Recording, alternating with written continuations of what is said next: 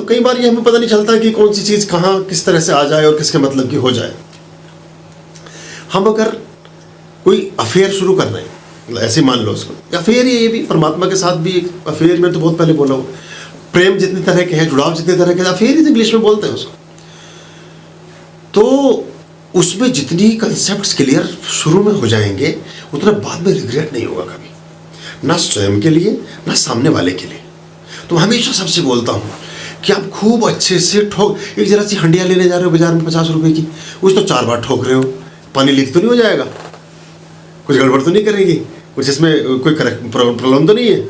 और आदमी के साथ 10-20-50 साल का संग साथ चाहते हो, उसके बारे में आपको कुछ भी कंसेप्ट क्लियर नहीं है, तो थोड़े दिन बाद में जाके वो ब्रेकअप होने लगते हैं, झगड़ा होने लगता है, मुश्किल होने लगती है। वो इसलिए होता है कि हम सब चीज़ों को परसेप्शन बना के चलते हैं अपने मन में, और कुछ ऐसे परसेप्शन बना लेते हैं कि इनको तो हम कर लेंगे, बस ये हमारी सबसे बड़ी भूल होती है। ये तो मैनेज हो जाएगा, ये अभी तो जब हम करेंगे तो हो जाएगा, ऐसा नहीं होता। मतलब उस खासतौर से गुरुओं के साथ तो बिल्कुल भी नहीं होता। ये बड़े टेढ़ी खीर होते हैं, मतलब क्योंकि ये पहले ही इनके कंसेप्ट और बहुत सारी चीज़ें बिल्कुल साफ हो चुकी होती हैं। आप बहुत इल्यूजन और कन्फ्यूजन की दुनिया में है, आप क्या चलेगा, वो हमारे नहीं चलता, एकदम साफ होती पिक्चर, एकदम जीरो, मतलब क्रिस्टल क्लियर। तो इसलिए लोगों को कई बार हम समझ में नहीं आते। जब हमारे बहुत सारे लोग आते हैं, उनसे हम बात करते हैं, तो वो बात में थोड़ा गोल गोल घुमाते हैं, हम उनसे साफ बात करते हैं, और उन्हें वो बात उन्होंने कभी करी नहीं होती, तो उन्हें थोड़ी मुश्किल से होने लगती है हमारा डील करना। हमें तो साफ पता है एकदम। जैसे मैं बोलता हूँ कोई रिक्शा वाला पैसे ना बताए तो मत बैठो उसके रिक्शा में, दरवाजे में जाके हुज्जत करेगा आपसे, पैसे तो लेगा ही, फिर बता क्यों नहीं रहा है। हमारे बहुत लोग आए ऐसे, एक तार काटने वाला 800 रुपये लेके गया। जब भी चूक जाते हैं ये पूछे बिना, तभी चोट पहुँचती। मैंने पहले पूछा कि दरवाजे में घुसने से पहले तय कर लो क्या लेगा, कैसे करेगा, क्या, तब उससे काम कराओ। उससे वो ठीक बोलता है, उसे पता है कि यहीं से वापस कर देंगे तुझे। लेकिन जब उससे काम करा ले तो आदमी की जो फितरत पिछले 8-10 साल में ज़्यादा डेवलप हुई है, पहले नहीं था, अब हुआ है। तो ये, पर इसमें पता है क्या है, बहुत जो सामान्य जन है, एकदम कॉमन मैन, लेबर क्लास, वो मैक्सिमम काम खुद करके सीखते हैं। उसके बाद आते हैं सामान्य जन। सामान्य जन थोड़ा बहुत सुन के समझ के इस तरह से करके सीख लेते हैं। फिर होते हैं विशिष्ट जन, वो बातों को सुनते समझते और कोशिश करते हैं उसको फॉलो करने की और चलने की। और जो बहुत ज़्यादा जीनियस हैं, बहुत टॉप लेवल के हैं, वो दूसरे के अनुभवों से अपने जीवन को अच्छा ढालते हैं, सारी शिक्षाओं को अच्छे ढंग से अडॉप्ट करके उसको अपने जीवन को अच्छा बनाते हैं। अगर हम सोचे हम तो अपना बल्ब बनाएंगे, बना लो, 20 रुपये का मिलता है बाजार में, 20 साल लगेंगे, एडिशन बना के चला गया, क्या प्रॉब्लम, क्या है, कहीं को जरूरत है खुद बनाने की। तो बहुत सी चीज़ों को हम सोचते हैं हम खुद ही, ऐसा संभव नहीं है। जो चीज़ अवेलेबल है उस, तो ऐसे जो गुरुओं की वाणी है, गुरुओं की बातें हैं, उनके अनुभव हैं, वो निचोड़ है, उसका फायदा उठा के अपना टाइम सेव करो। हम मतलब जैसे कोई भी जो भी संबुद्ध व्यक्ति होते हैं, दुनिया की जितनी तिगड़में हैं, जितनी चालाकियां हैं, जितने फ्रॉडमैन, जितने जो भी अबदारियां हैं, खराब काम है, उन सब के अनुभवों को बड़े गहराई से जानते हैं, उनके दोषों को भी जानते हैं, इसलिए उनको कभी अपने जीवन में आत्मसात नहीं करते। हमारे पास ये बोध होता है कभी कोई वो हमें कोई ऐसी कनिंगनेस, ऐसी ईर्षा, ऐसी जेलसी, ऐसी पॉलिटिक्स, ऐसी चालाकी, ऐसी ये इधर उधर की चुगलखोरी, इन सब चीज़ों के परिणाम अच्छे नहीं होते तो वो अपने जीवन में इनको शामिल नहीं करते। लेकिन कोई सोचता हो कि हमें इन सबका कुछ पता नहीं, हमें इनका बड़ा गहरा अनुभव होता है। और उसके अलावा जब इन विद्याओं में आते तो आदमी खड़ा हुआ जो बोल रहा होता है एकदम समझ में आ जाता है मुझे उसका। बहुत सारे लोग बहुत सी बातें करते हैं तो वो हमें एकदम आर पार होने लगता है उसका। तो ये आप लोगों का भी मतलब जैसे धीरे धीरे ये विकास होगा तो आप भी इसको पहचानने लगेंगे। लेकिन ओवरऑल तो आपका कोई फीडबैक है कुछ लोगों का किसी चीज़ में, कुछ थोड़े से मिसमैनेज रहे, आज थके हुए सब लोग हैं, कोई बात नहीं, एक दिन की बात है। और ये पता थकान कब हो रही है, आप सोच रहे हो मेरी ज़्यादा परिश्रम नहीं करा आपने, 3 बजे से उठा हुआ हूँ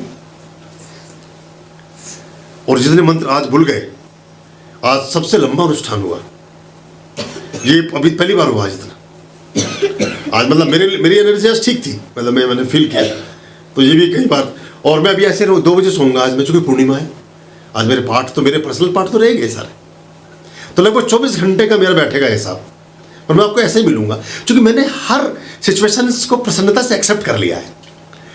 आप बाइफरकेटेड है, ये रोटी जलेबी दे दी, अरे रोटी रोज बढ़िया रोटी खाते हैं, रोजाना मलाई लगा के खा रहे हो यार, एक दिन मिल रही है शुक्राना अदा करो, मिल तो रही है। उनको देखो जो बेचारे भूखे सो रहे होंगे कहीं, वो उन्हें चाय को खुद पी ली, मुझे नहीं पूछा। अरे ठीक है, उसकी जितनी अकल मौज लेने दो, क्या फर्क पड़ता। Except situations as they are.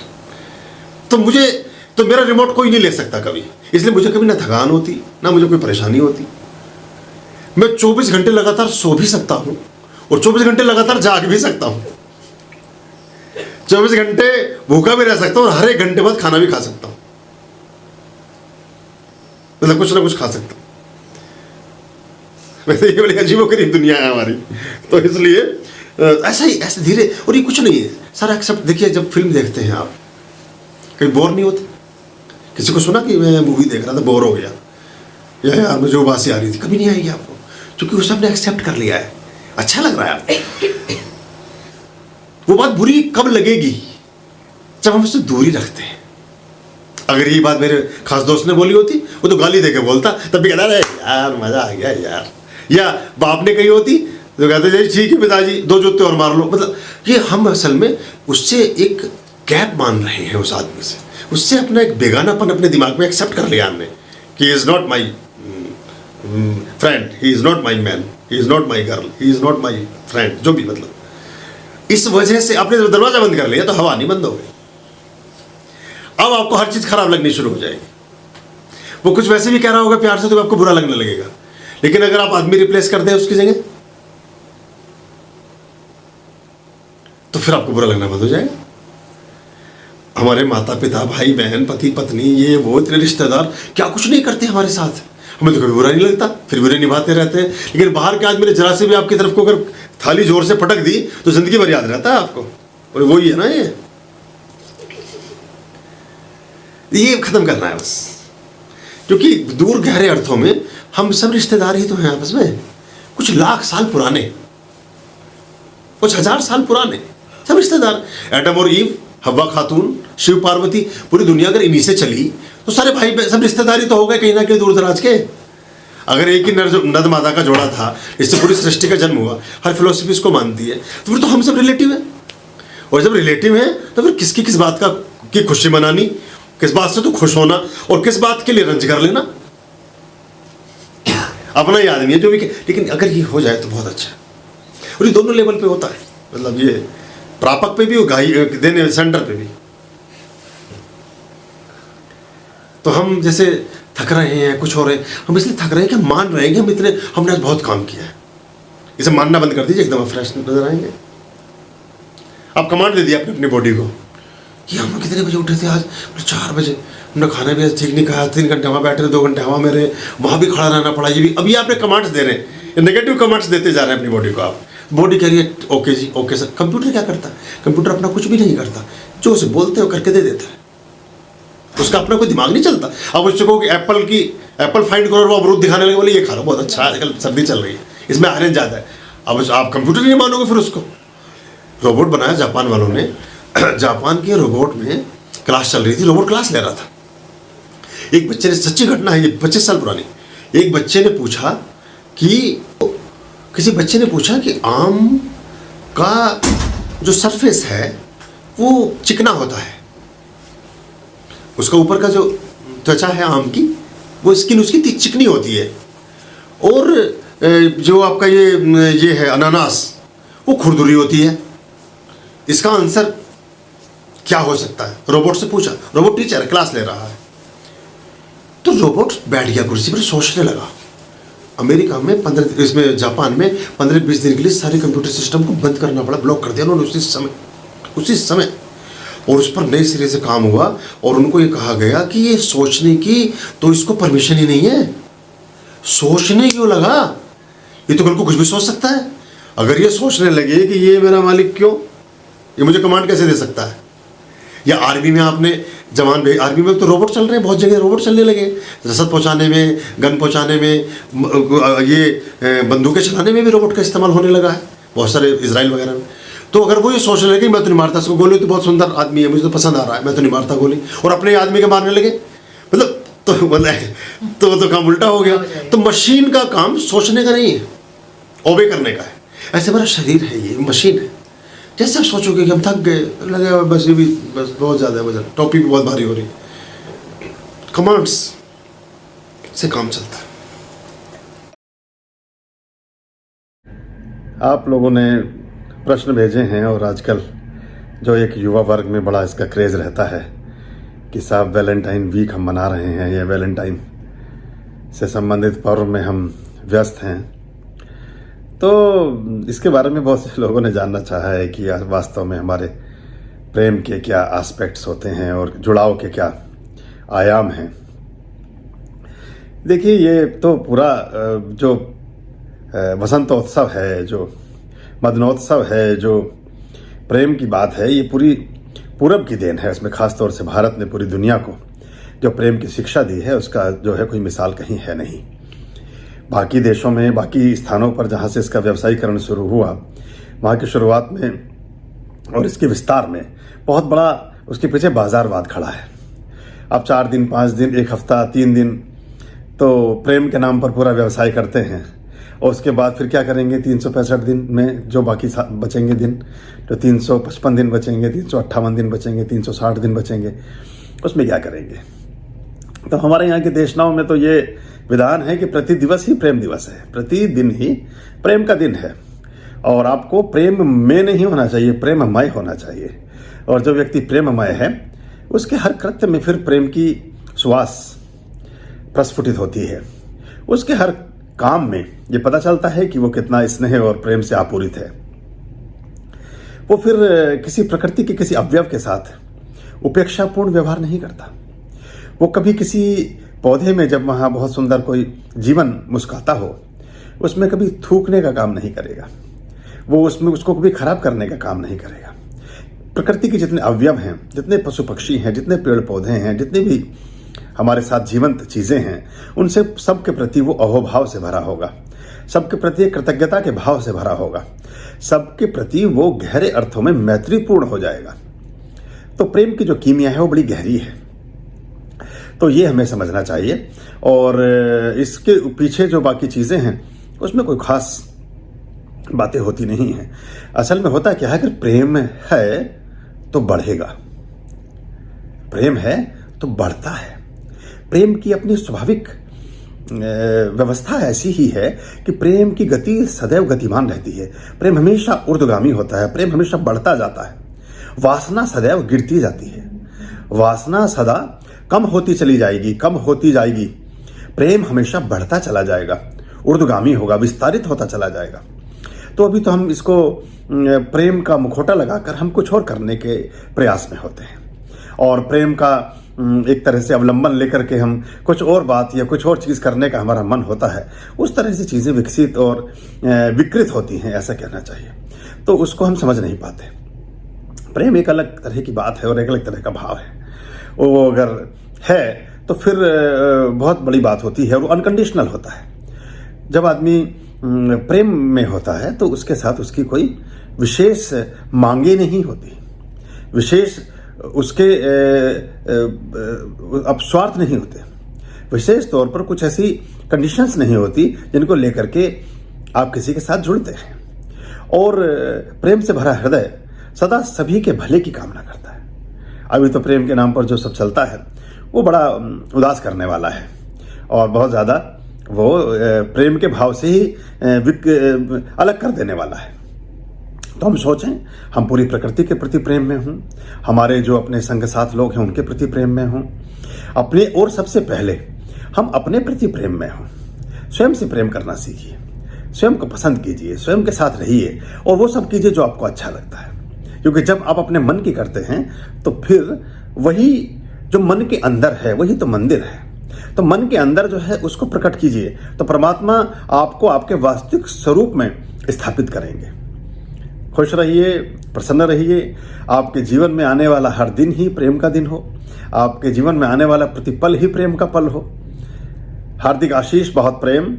ओम स्वस्ति अस्तु। आर्यम आर्यम गुरुदेव।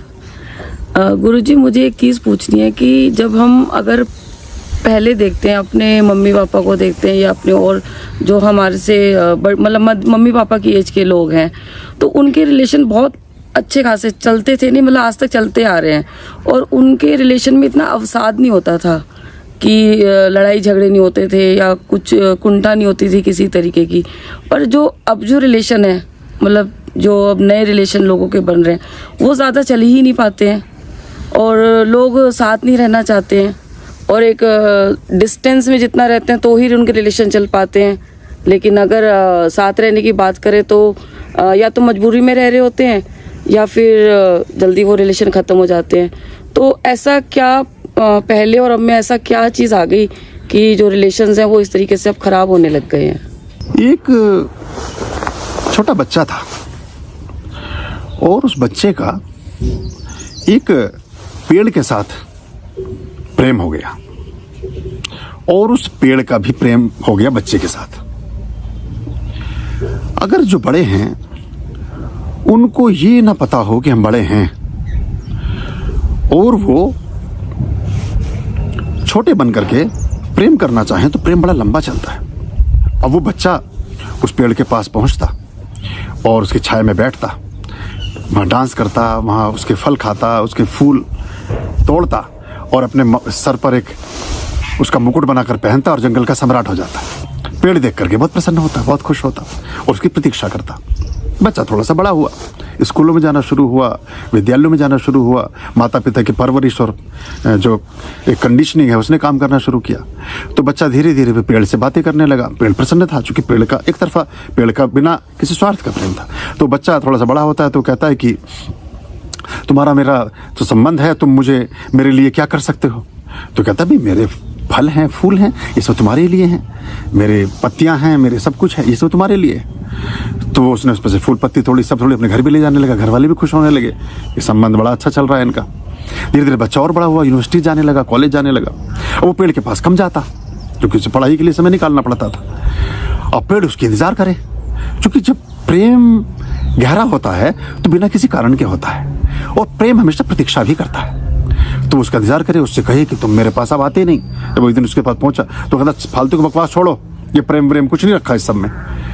मुझे यूनिवर्सिटी में जाता हूँ, मुझे काम करना है बहुत, मुझे बड़ा आदमी बनना है, और तुम क्या कर सकते हो मेरे लिए कि इस फालतू बैठ के टाइम वेस्ट करता हूँ तुम्हारे पास में, मुझे क्या मिलता है तुम्हारे पास से? तो कहते मैं तो कुछ ये दे नहीं सकता कुछ ऐसी चीज़ें। तो तुम्हें परेशानी क्या है? तो बच्चा जब बड़ा हो गया है वो कहता मुझे पैसा चाहिए। तो कहता पैसा तो मैं जानता नहीं, ये बीमारी तो हम पेड़ों ने कभी पाली नहीं, ये तो मनुष्यों के पास ही होती है, पैसे की बाकी चीज़ों की। भाई मैं तो तुम्हें बताओ क्या कर सकता हूँ? प्रेम कर सकता हूँ। बोले छोड़ो बकवास फालतू की, प्रेम में कुछ नहीं रखा, ये बताओ मुझे पैसा कैसे मिलेगा?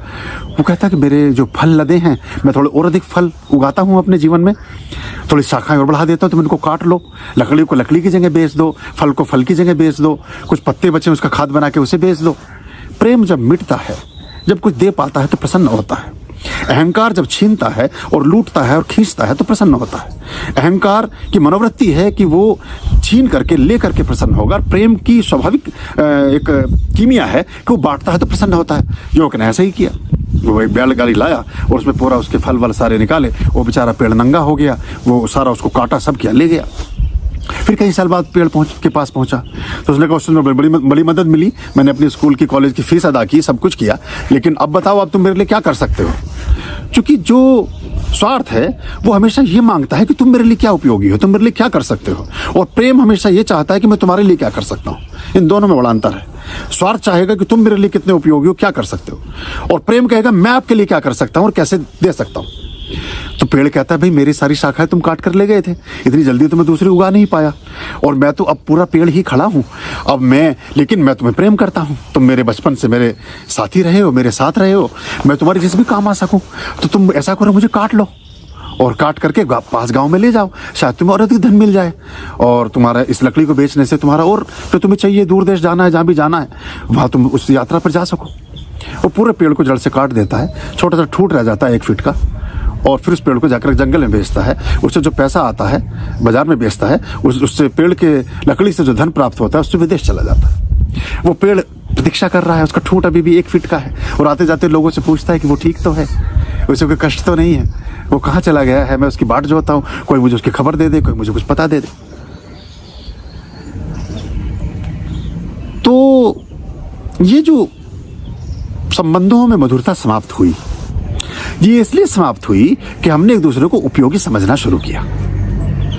पहले देने की भावना थी, पाने की भावना नहीं थी। अब सिर्फ पाने की भावना है, देने की भावना नहीं है। ये एक यहां तो मूल शुरू होता है। एक बात।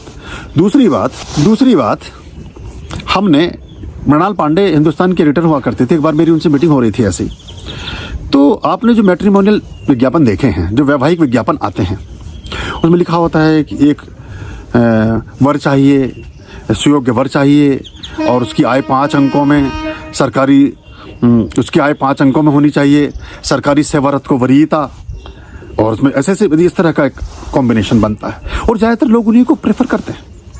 तो यानी कि एक भी विज्ञापन मैंने ऐसा नहीं दे, पहले तो मैंने उनको करेक्शन कराई कि इसमें वर मत करिए, आप लिखिए कि विवाह हेतु योग्य युवक चाहिए। किसका वर चाहिए? वर तो होता है वरमाला के बाद, विवाह संस्कार के बाद तो फिर वर ही मिलते हैं, युवक कहाँ मिलता है। और ऐसे वो उन्होंने लिखा वधु चाहिए, वर वधु चाहिए, ये आता था शीर्षक उसका। तो वधु किसकी चाहिए? वधु होती है फेरों के बाद, तो फिर वधुएं मिलती हैं सबको, कन्या कहाँ मिलती है? तो वो एक अजीब बेवकूफ़ी थी, और लंबे समय अभी बहुत जगह चल रही है, वर वधु चाहिए, तो वधु को दिखाने ले जा रहे हैं। अरे वधु तो हो चुके, दिखाने कैसे ले जा रहे हो? वो तो कन्या होती तो दिखाने ले जाते। वधुएं थी एक्चुअली दासियां, जो राजे महाराजे अपने यहाँ बहुत सारी दासियों को पालते थे, उन ऋषि मुनियों को, बाकी लोगों को ओबलाइज करने के लिए, सेवा के लिए वहां दान दे करके आते थे आश्रमों में या बाकी स्थानों पर। पुरानी परंपरा यही रही है। और जिससे विवाह संस्कार होता था, वो फिर कुल माता, गुरु माताएं, वो कुल के परिवारों को बढ़ाने का उस तरह का काम करती थी। और ये जो वधुएं थी, ये वधु शब्द उसमें प्रयोग होता रहा है। अभी पता नहीं कैसे हमारे यहाँ शुरू हुआ और बड़ा इसका हुआ रहा। तो उसमें एक भी विज्ञापन जो मैं बात कर रहा था, एक भी ऐसा नहीं मिलता कि इंसान बहुत अच्छा चाहिए, बहुत सात्विक हो, बहुत सदाचारी हो, बहुत कर्तव्यनिष्ठ हो, बहुत सत्यनिष्ठ हो, अच्छा खान पान हो उसका, अच्छा परिवार हो उसका, भले ही कुछ भी कमाता हो। क्योंकि अगर ये सारे गुण आ जाएंगे तो फिर बहुत ज्यादा कमाने की जरूरत भी क्या है एक्चुअली। हम जो धन बहुत ज्यादा उपार्जित करते हैं, इसीलिए तो करते हैं कि शायद उस धन को पैदा करने के बाद ये गुण हमारे व्यक्तित्व में समावेशित हो जाएंगे। इसी कल्पना से तो हम धन का उपार्जन करते हैं। सारी यात्रा आदमी की, हर चीज की यात्रा अंततः सम्मान की यात्रा है। कोई बड़ा धनी हो जाना चाहता है, किस लिए? कि मोहल्ले पड़ोस में, समाज में, राष्ट्र में, देश में, प्रांत में, दुनिया में, रिश्तेदारों में उसे सब रेस्पेक्ट की नजर से देखें। कोई स्त्री बहुत सुंदर दिखना चाहती है, किस लिए? कि उसे लोग रेस्पेक्ट की नजर से देखें। हर यात्रा सम्मान पर जाकर समाप्त होती है। और सम्मान अर्जित अगर हम अपमानपूर्ण कार्यों को करके करते हैं तो कभी सम्मान शुद्ध नहीं हो सकता। तो ये मतलब थोड़े डिफरेंट डायमेंशंस में बात कर रहा हूं, एकदम सीधे सीधे बात समझ में आती भी नहीं है। तो सम्मान हम खो करके कुछ भी प्राप्त नहीं कर सकते हैं। तो अगर हम सम्मान समाप्त करके असम्मानपूर्ण कृत्यों को करके सोचते हैं कि हम प्रेमपूर्ण जीवन की तरफ चले जाएंगे, तो नहीं जा पाएंगे। हमारे जीवन में विभत्सता आई, क्रूरता आई, हिंसा आई, वैमनस्य आया, बैर आया, प्रतिस्पर्धा आई। इस सब ने हमारे रिलेशन को डैमेज किया। अब जो लड़का है वो कुछ और सोच रहा है, तो और लड़की वो कुछ और सोच रही है। फिर इसमें जो गुण तत्व थे, जो सौहार्द था, जो प्रेम था, जो सामंजस्य था, जो मैत्री थी, जो करुणा थी, जो दया थी, है ना, जो भावनात्मक लगाव था, वो धीरे धीरे दरकता गया। और क्या बच गया? सिर्फ सेक्स बच गया, या कामुकता बच गई, फिजिकल रिलेशन बच गया। अब फिजिकल रिलेशन का तो कोई कॉन्सेप्ट होता नहीं है, उसमें कोई, वो एक जीवन के नियमन का आधार जरूर है, लेकिन वो प्रेम का आधार कभी नहीं है।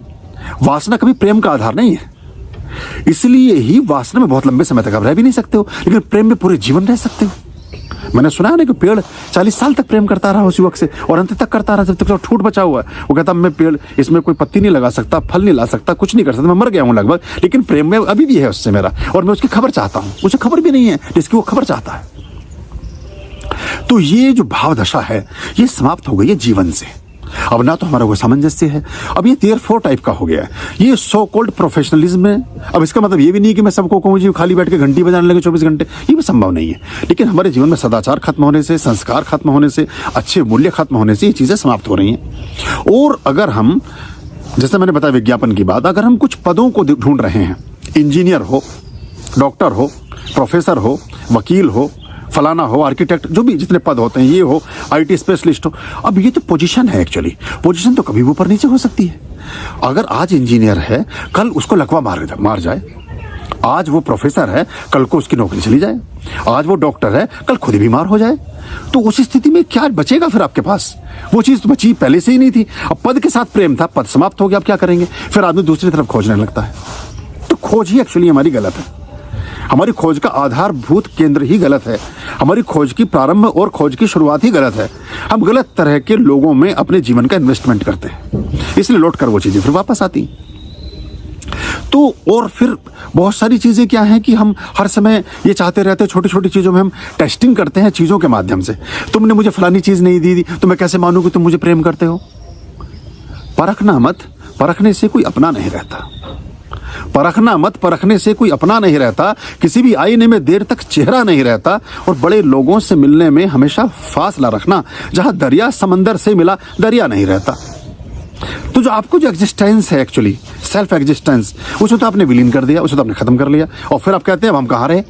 खत्म तो आप तो बूंद बनकर जब सागर में मिले, अगर एक बूंद से आप पूछे कि तू क्या, वो कहेगी मैं सागर।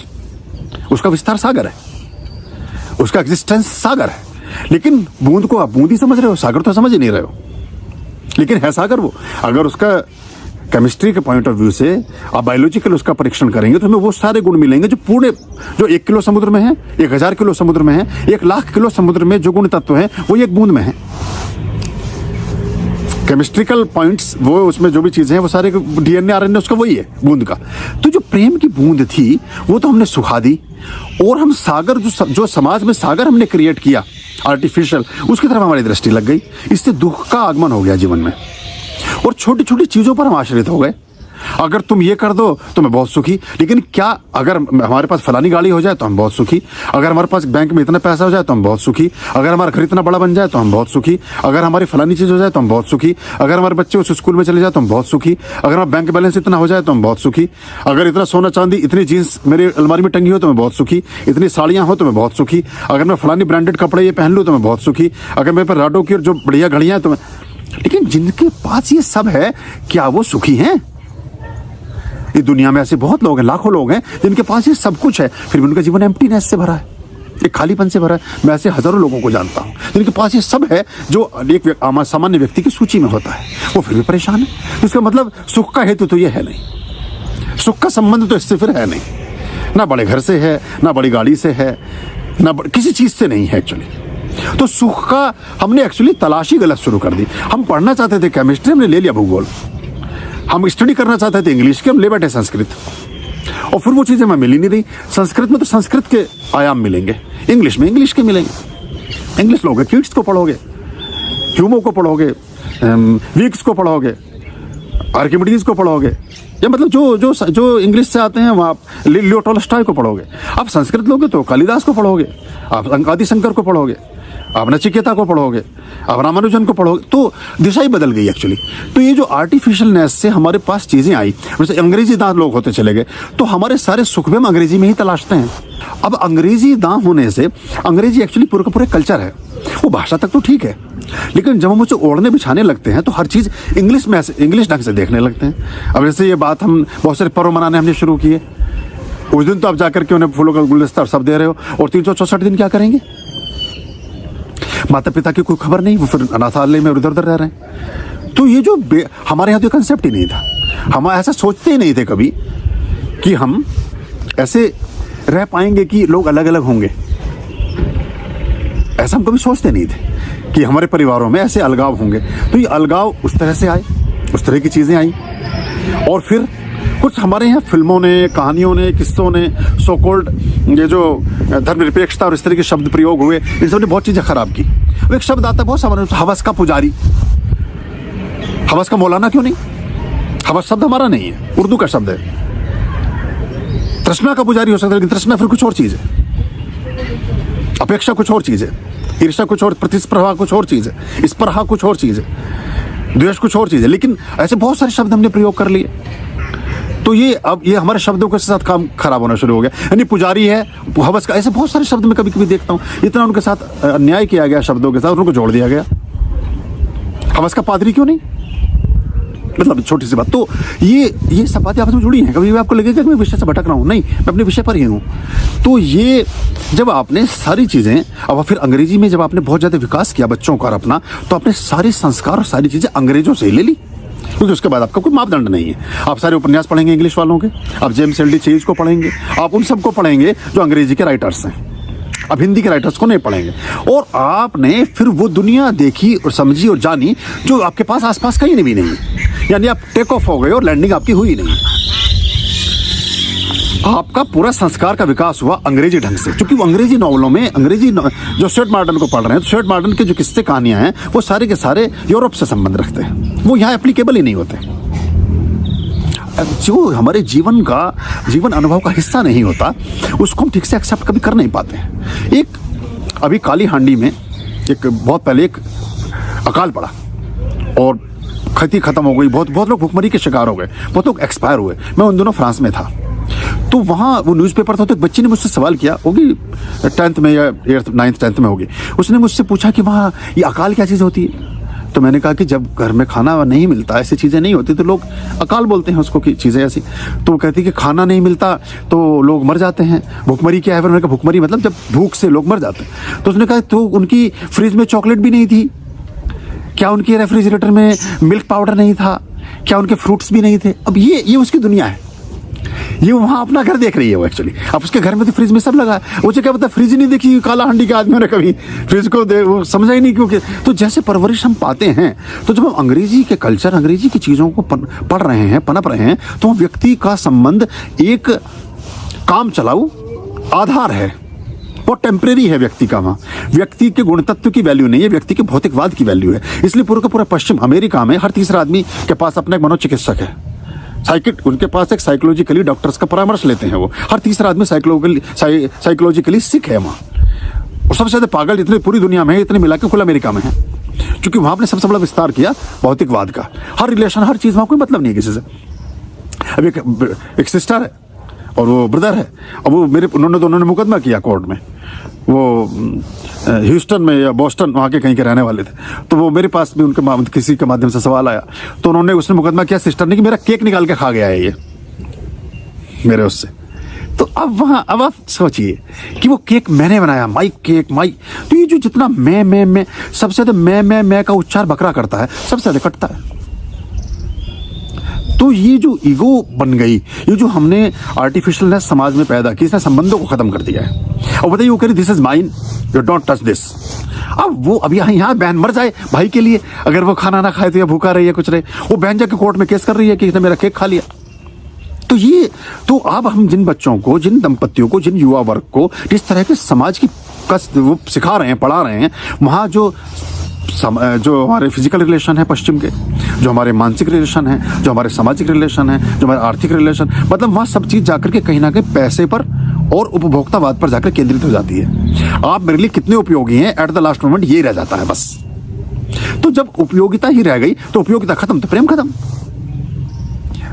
अगर स्वार्थ के आधार पर ही प्रेम का नींव रखी गई है तो स्वार्थ पूरा हुआ तो भी प्रेम खत्म, स्वार्थ पूरा नहीं हुआ तो भी प्रेम खत्म। प्रेम ने तो खत्म होना ही है। लेकिन अगर नींव प्रेम होती, हाँ उसके आड़ में, उसकी छाया में कुछ स्वार्थ भी पूरे हो जाते, वो एक अलग बात थी। वो देयर फॉर था, वो मेन चीज नहीं थी। लेकिन हमने मेन चीज ही हमने स्वार्थ पैदा कर लिया। तो जब हम पदों को देख करके, कद को देख करके, पद को देख करके, मद को देख करके, मद भी बहुत तरह के हैं, उनको देख करके हम संबंधों को चुन रहे हैं, तो अंततः उनमें फिर बिखराव आता है, ये अलगाव आता है, ये डिप्रेशन आता है, ये जो आपने कहा कि रिश्ते ब्रेक होने लगते हैं, ये इतने लंबे नहीं चल रहे हैं, ये अभी बढ़ेगा, ये भी और बढ़ेगा, अभी और बढ़ेगा। काश हम उस लेवल पे कहीं जुड़ सकें जो लेवल हमारे यहाँ पहले रहा। अभी हम सारा कुछ तो तय कर रही है इंडियन पिनल कोड 1862। अब 1862 तय करता है कि आपका विवाह कैसा होना चाहिए, और 1862 से पहले तो ये अंग्रेज बड़ी कलाकारी करके गए कि बहुत सारी चीजों को इतना विकृत कर गए उन देशों में कि जीवन भर उस बोझ को आप ढोते ही रहो। ये गए तो जरूर, लेकिन सब जगह ऐसा लकुना छोड़ गए कि अब हिंदुस्तान पाकिस्तान को भिड़ा गए आपस में, कोई लेना देना नहीं था। क्या भिड़ाना, क्या फर्क पड़ रहा है, किसकी भौगोलिक सीमाएं, किसका लेना देना, किसका। देखिए आप पाकिस्तान है, मैं हिंदुस्तान हूँ। अभी आप एक तमंचा खरीद रहे हैं मेरे लिए, मैं एक कट्टा खरीद रहा हूँ आपके लिए। आप एक बम खरीद रहे हैं मेरे लिए, मैं एक हैंड ग्रेनेड ले रहा हूँ आपके लिए। ये सारा पैसा जो मैं खर्च कर रहा हूँ, ये तो हमारे परिवार के, अब जिस पैसे में तमंचा और गोला बारूद और रॉकेट और मिसाइल खरीदी, इस पैसे से घर का सामान आता, जूते आते, राशन आता, फ्रूट्स आते, ज्वेलरी आती, घर में लग्जरी आती, कुछ और आता, लेकिन उसमें वो तो आ नहीं रहा है। अब आ क्या रहा है, ऐसी चीज जो कभी इस्तेमाल भी नहीं होगी, 5 साल तक रखा फिर वो एक्सपायर हो गया, फिर जाकर उसने कबाड़ी को तोल दिया आपने, आपका सारा पैसा वेस्ट ही तो हो रहा है। ये ऐसा फार्मूला, द ग्रेट ब्रिटेन, पूरी दुनिया का चोर सबसे बड़ा, और लिखते हैं द ग्रेट ब्रिटेन। अरे द ग्रेट इंडिया होना चाहिए था। अकबर जो उस तैमूरी वंश को बिलोंग करता है, मुगल खानदान को, जिन्होंने पूरी दुनिया में सिर्फ मिटियां मेट करने के अलावा कुछ नहीं किया, अकबर द ग्रेट। और अशोक ग्रेट नहीं है, चंद्रगुप्त ग्रेट नहीं है, और मतलब कृष्ण जी ग्रेट नहीं है, रामा ग्रेट नहीं है, कोई हमारा हीरो ग्रेट नहीं है, अकबर द ग्रेट।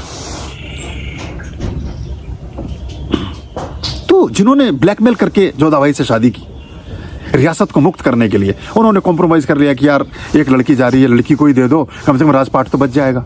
ये उनके संबंधों के आधार रही, इसलिए सलीम जैसे पुत्र पैदा हुए। तो ये बड़ी गहरी कीमियाज हमारे समाज में रही हैं। तो हमें ये देखना पड़ेगा असल में, अभी ये बढ़ेगा, पर अभी जल्दी खत्म होने वाला नहीं, भी और बढ़ेगा।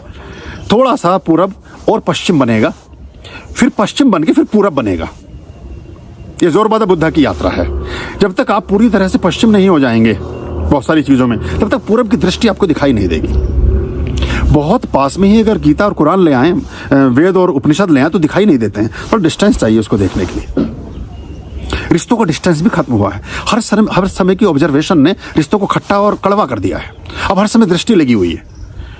वो बीवी चेक करे जा रही है व्हाट्सएप पे क्या लिखा था, वो पति चेक कर रहा, तुमने किससे बात की। अरे ये कोई जेल खाना है भाई, मतलब तुमने संबंध किया ठीक है, पर किसी को तुम वो थोड़े ले आए हो कि जेल में थोड़ी बंद किया। इससे खटखटता बढ़ती जा रही है, रेस्पेक्ट खत्म हो रही है, सम्मान, ये जो मैंने बिंदु बोले हैं वो सब खत्म हो रहा है। जब सम्मान खत्म हो जाता है तो प्रेम उसकी छाया है, या प्रेम की छाया में सारी चीजें चलती हैं।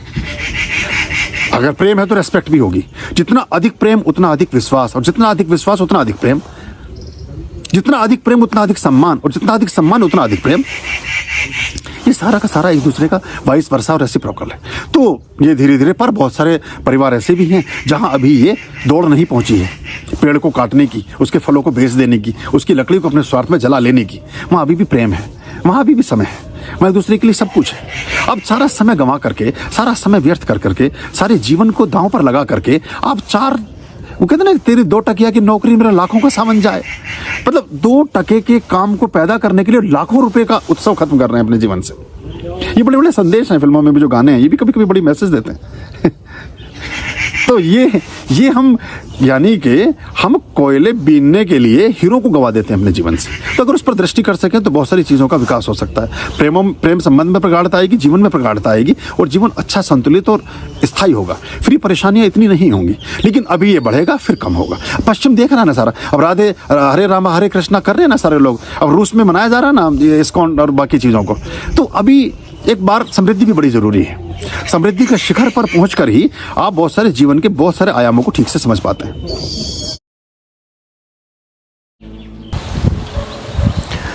हजारों नस्ल पैदा कर चुकी है कौम आदम की, हजारों नस्ल पैदा कर चुकी है कौम आदम की, मगर अफसोस इंसान आज तक तन्हा भटकता है।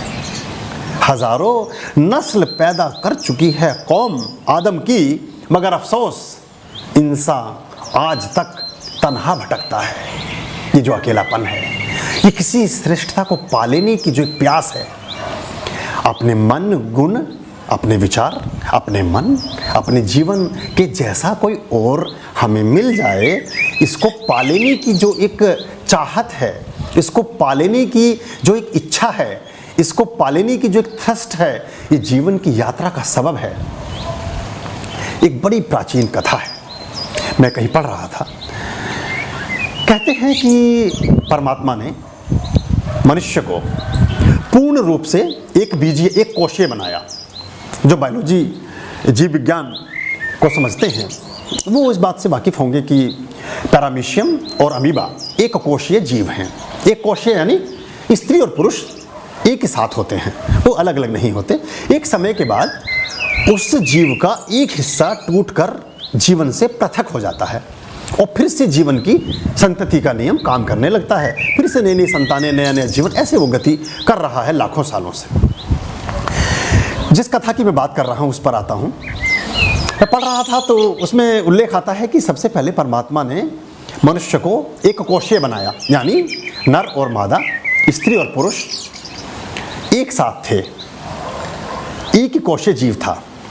लेकिन क्या होता था, हजारों सालों तक ऐसा चला, लेकिन होता यह था कि जब पुरुष कोई काम करता था तो स्त्री को साथ जाना पड़ता था, जब स्त्री कोई काम करती थी तो उसके साथ साथ पुरुष को चलना पड़ता था। अब इसमें बड़ी कवायद होती थी, बड़ा संघर्ष था। स्त्री आराम करना चाहती है और पुरुष जंगल से लकड़ियां बीनना चाहता है। पुरुष बैठ कर के कोई गीत गाना चाहता है और स्त्री जो है वो कुछ खाना पकाना चाहती है। बहुत कुछ हो सकता है, इस तरह की घटनाएं होती रही। कहानी आगे कहती है कि दोनों ने मिलकर परमात्मा से प्रार्थना की और उनसे कहा कि हमें हमारी सुख सुविधा, आराम और आसानी के लिए कृपया अलग अलग कर दीजिए। ईश्वर ने कहा तथास्तु, मैं तो, आप मेरे बच्चे हैं, आपने मांगा मैंने किया। स्त्री और पुरुष अलग अलग हो जाते हैं। अब ये स्त्री और पुरुष जब अलग होते हैं तो स्वतंत्रता का बोध होता है, आज़ादी का आभास होता है, स्वच्छंदता की झलक मिलती है। जीवन को अपने तई, अपने स्टाइल में, अपने अंदाज में, अपनी व्यवस्था में निभाने का, जीने का, चलते जाने का एक आयाम मिलता है। दोनों अलग अलग दिशाओं में, अलग अलग गतियों में भटक जाते हैं और जीवन की यात्रा अपने गंतव्य की तरफ जाती जाती है। हम चलते जाते हैं, लाखों साल से हम भटक रहे हैं, क्योंकि हमें हमारा वो सेकंड हाफ, वो अदर हाफ, वो दूसरा हिस्सा हमें कभी नहीं मिलता। और हर मनुष्य, स्त्री है तो वो पुरुष में और पुरुष है तो वो स्त्री में, अपने उसी आधे हिस्से को तलाशता है। थोड़े दिन कुछ कुछ झलकियाँ उसको मिलती हैं, कुछ कुछ ग्लिम्पसेस, कुछ कुछ सतोरियाँ आती हैं और आपको एहसास होता है वो शायद ही इज़ राइट। फिर थोड़े दिन में आपको लगता है नहीं, ये ठीक नहीं है, ये गलत हो गया, ये निर्णय गलत हो गया, ये आदमी ठीक नहीं था। लेकिन हम अंततः खोज उसी को रहे हैं जिसको हमने खो दिया था। इसलिए हमारे जो ईश्वर भगवान शिव हैं, उनका एक रूप है अर्धनारीश्वर। वो आधे नारी हैं, आधे पुरुष हैं और वहीं पूर्णता होती है। तो आप अपने जीवन में जब आप आधे नारोचित, जब आप आधे स्त्रैण गुणों से, फेमिनिन गुणों से परिपूर्ण होते हैं। क्या है फेमिनिन गुण? दया, धर्म, स्नेह, प्रेम, लगाव, समर्पण, क्षमा, दयाशीलता, मित्रता, दूसरे का ख्याल करना, ये सारे स्त्रैण गुण हैं। और स्त्रियां पुरुषों के गुण से क्या हैं? पुरुषोचित गुण, साहस, संघर्ष, जुझारूपन, शक्ति, पुरुषार्थ, जीवन में प्रत्येक अवस्था का डटकर सामना करना, ये पुरुषोचित गुण हैं। इन सब को अपने जीवन में अंगीकार करती हैं तो वहाँ एक संपूर्ण व्यक्तित्व का वलय वहाँ उत्पन्न होता है। एक संतुलित जीवन का उदय वहाँ होता है। आपके जीवन में एक स्थिरता आती है, जीवन में एक स्थायित्व आता है। आप देखिएगा कि जो जीवन में परेशानियाँ हैं, जो जीवन में कष्ट हैं, जो लोग मानसिक रूप से अवसाद में हैं, डिप्रेशन के शिकार हैं, वो सब इन गुणों से कहीं ना कहीं अपने आप को अलग पाते हैं। उनके जीवन में इन गुणों का समावेश कम हो गया है, इन गुणों की मात्रा कम होती चली गई है, इसलिए सारा असंतुलन पैदा हुआ है। ये असंतुलन ही बहुत सारी समस्याओं की जड़ है। मनुष्य में सामाजिकता उसके स्वभाव में सन्निहित है। आपको जो लोग उत्सव धर्मिता से बचते हैं उसके 2-3-4 कारण होते हैं। कभी कभी आदमी बहुत सुपीरियर समझता है खुद को। सुपीरियरिटी का कोई कॉम्प्लेक्स नहीं होता, कॉम्प्लेक्स इन्फीरियरिटी का ही होता है। हीनता की ही ग्रंथि होती है, हीनता की ही भावना होती है। व्यक्ति हीन ही होता है। श्रेष्ठ तो अवस्था है, श्रेष्ठ तो आदमी होता है, उसका कोई कॉम्प्लेक्स नहीं होता, कोई सुपीरियरिटी का कॉम्प्लेक्स नहीं होता। सुपीरियर होता है आदमी तो या तो आप सुपीरियर हैं, अदरवाइज आप इन्फीरियर हैं।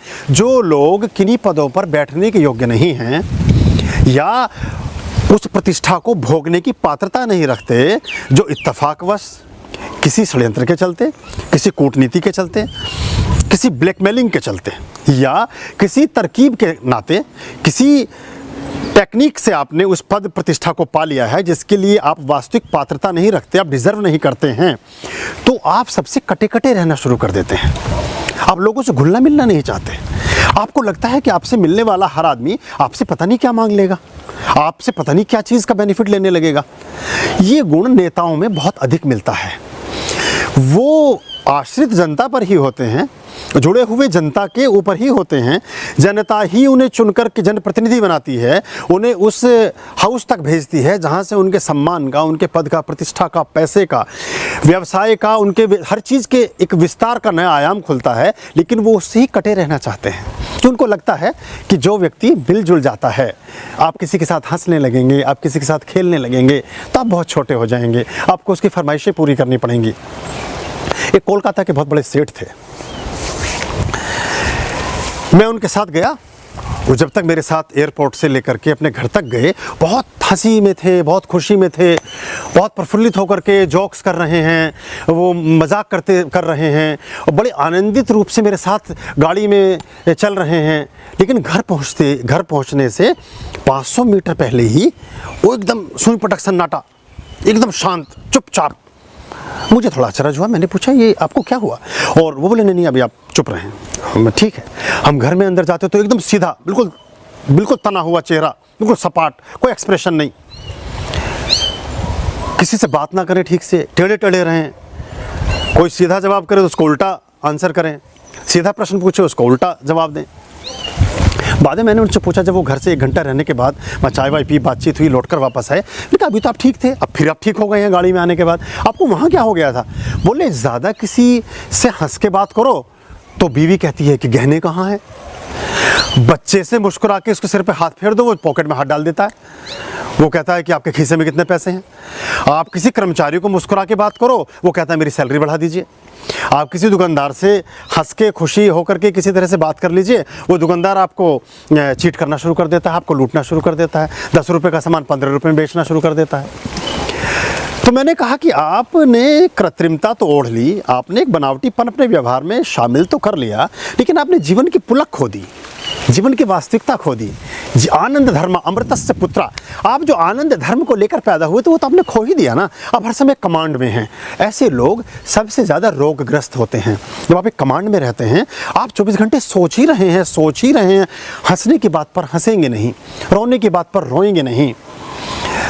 जब कोई भावना आ रही है किसी के प्रति दया की, करुणा की, तो आपके अंदर दया करुणा पैदा होंगे, लेकिन आप उसे जाहिर नहीं करेंगे। आपने कोई एक कमांड है, एक कोई आदेश जो अपने ऊपर थोप लिया है, तो आपकी जो वास्तविक थिरक है, आपके जीवन की जो वास्तविक गति है, वो खोने लगती है और आपके जीवन में एक बनावटीपन आने लगता है। आप गौर से देखिएगा, इस जीवन में जैसे जैसे मनुष्यों की उम्र बढ़ती है, वो कुरूप होते जाते हैं। कोई वृक्ष आपको कुरूप नहीं मिलेगा, प्रकृति का कोई जानवर आपको कुरूप नहीं मिलेगा। एक आप 10 साल के शेर को देखिए और एक 15 साल के शेर को देखिए, 15 साल वाला शेर आपको ज़्यादा सुंदर प्रतीत होगा। एक 50 साल के वृक्ष को देखिए, एक 200 साल के वृक्ष को देखिए, 200 साल वाला वृक्ष आपको ज़्यादा आकर्षित दिखेगा। लेकिन एक 30 साल के आदमी को देखिए और एक 70 साल के आदमी को देखिए, आपको जो 70 साल वाला आदमी है वो कुरूप दिखने लगेगा। ये कुरूपता क्या है? ये ओढ़े हुए विचारों का प्रदर्शन है। ये हर समय कमांड में रहने का एक दुष्परिणाम है। ये 24 घंटे एक थॉट को ओढ़े रहने की एक नेगेटिव प्रसाद है जो आपको मिला है। सहजता में रहिए, स्वच्छंदता में रहिए, स्वतंत्रता में रहिए, अपनी गुण गरिमा में रहिए, अपनी सीमाओं के साथ रहिए, एक यूनिवर्स में रहिए, अपनी सीमाओं को मत लांघिए, लेकिन आनंदित रहिए। ज़्यादा सोच विचार मत कीजिए। अरे सब आप ही सोचेंगे तो वो क्या सोचेगा जिसने कुछ सोचकर आपको इस दुनिया में भेजा है। हमने विवाह संस्कारों को, विवाह संबंधों को सिर्फ शरीर के तल तक छोड़ दिया, जबकि शरीर के तल तक नहीं है हिंदू धर्म में। ये शरीर का तल तो सबसे लास्ट में आता है। इसमें हमारे यहाँ जो वैवाहिक संबंध है, एक टाइम के बाद आपको एक अपने पार्टनर की ज़रूरत पड़ेगी, आपको अपने एक साथी की ज़रूरत पड़ेगी, जिससे आप सिर्फ ये भी शेयर कर सकें कि मैं मुजफ्फरनगर से देहरादून बस से जाऊं कि ट्रेन से जाऊं। इतना सा मशवरा लेने के लिए भी किसी साथी की ज़रूरत पड़ेगी। मैं फ़्लाइट बुक कर लूँ बेंगलोर के लिए, या मैं कैसे करूँ, मैं कुर्ता सूती ले लूँ कि रेशमी ले लूँ कि सिल्क का खरीदूँ। बहुत छोटी छोटी चीज़ों में, और वहाँ से आप एक कंटेनमेंट की तरफ जाते हैं। एक भराव होता है व्यक्तित्व का, और वो बड़ी ज़रूरत पड़ती है उसकी। उसका कारण क्या है कि वो ज़रूरत तो अवतारों को पड़ी। अकेले रह लेती कैलाश में, पार्वती को ले जाने की क्या ज़रूरत थी साथ में? वो तो अवतारों को भी, वनवास तो राम जी को हुआ था, सीता जी का क्या लेना देना था उससे? तो कई बार आपको वो लोग ज़्यादा डिप्रेस्ड मिलेंगे।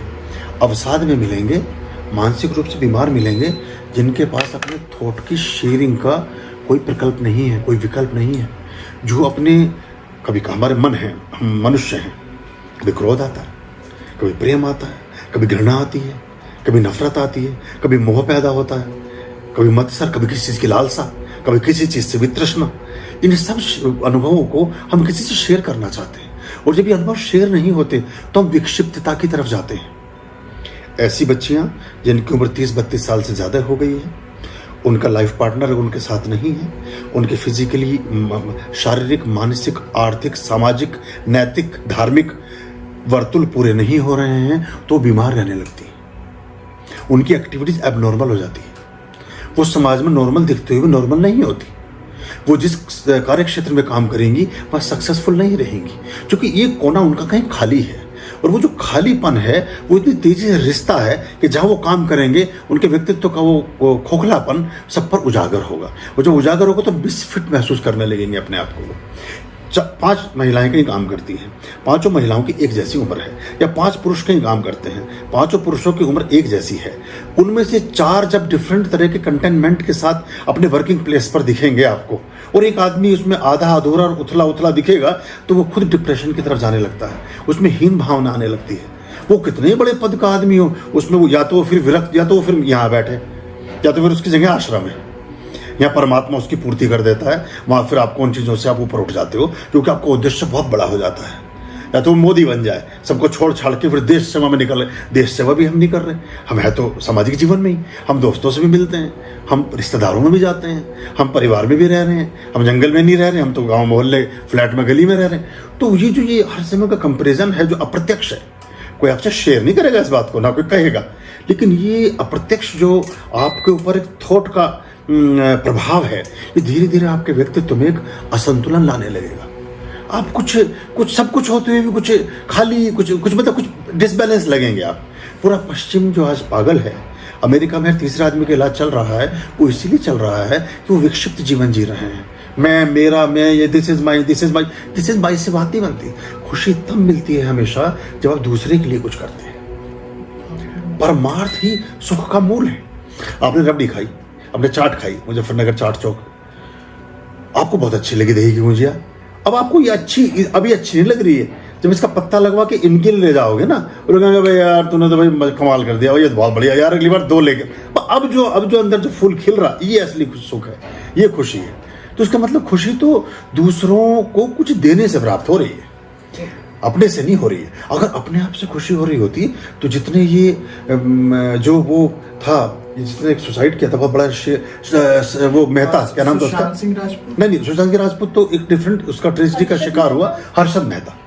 हर्षद मेहता को कभी ये पता नहीं रहता था कि मेरे अकाउंट में कितना धन है, क्योंकि जिस मिनट तक वो जोड़ रहा होता था, अगले मिनट में फिर कहीं हजारों डॉलर उसके बढ़ चुके होते थे। अभी कैलकुलेशन भी नहीं कर पाता था, तब तक किसी और जगह के शेयर में 2-4 लाख 10 लाख रुपए बढ़ चुके होते थे। कभी अपना हिसाब ही नहीं लगा पाया, वो सुसाइड करके खत्म हुआ।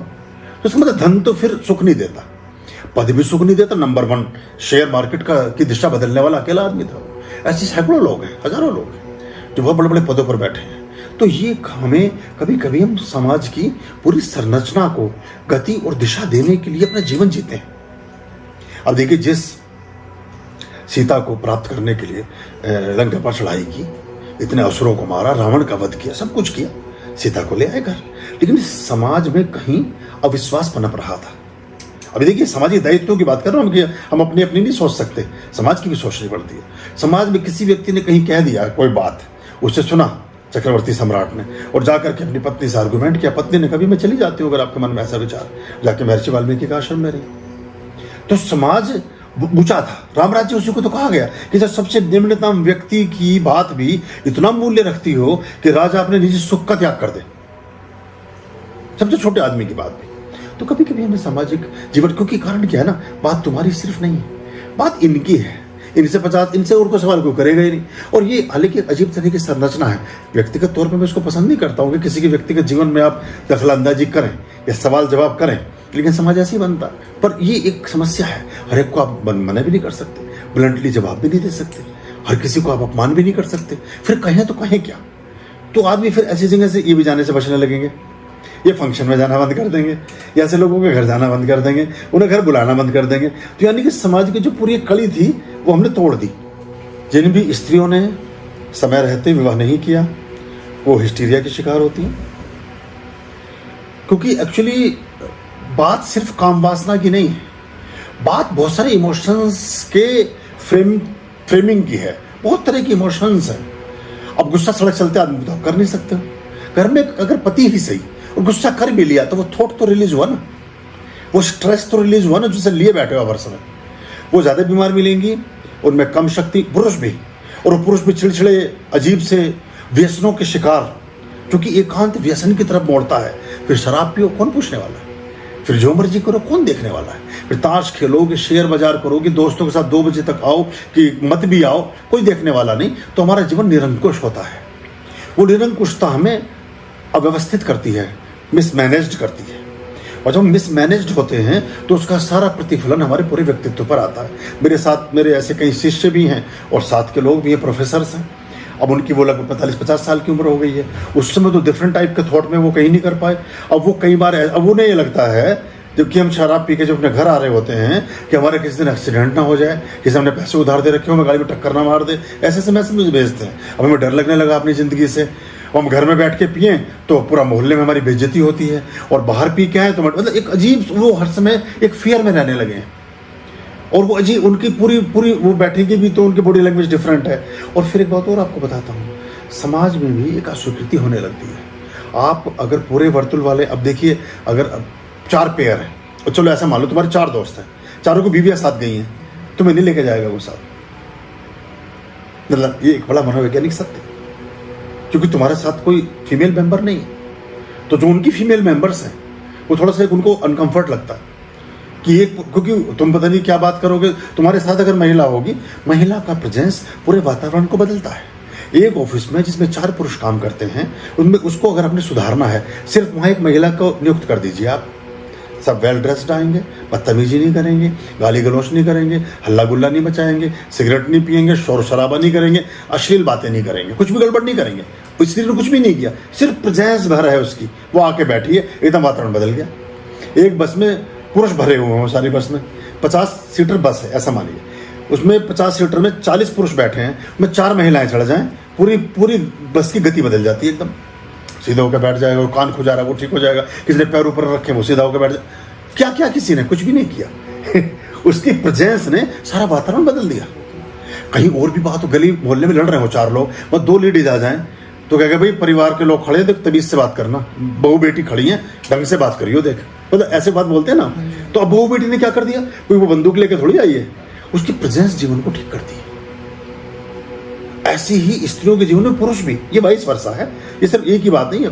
फिर उन स्त्रियों की भी, उनको भी लोग बचते हैं उनसे, वो कंपनियों उनको फ्री, वो खुद भी बचने लगती हैं, वो नहीं जाएंगी उन फंक्शंस में, नहीं जाएंगी, वो पुरुष भी उन चीज़ों से कटेंगे। एक समय तक तो ये इस फ्लो में हम रहते हैं, लेकिन फिर हमें बहुत असुविधाएं इससे पैदा होती हैं। वासना के दायरे सिर्फ पुरुषों से उत्पन्न होते हैं।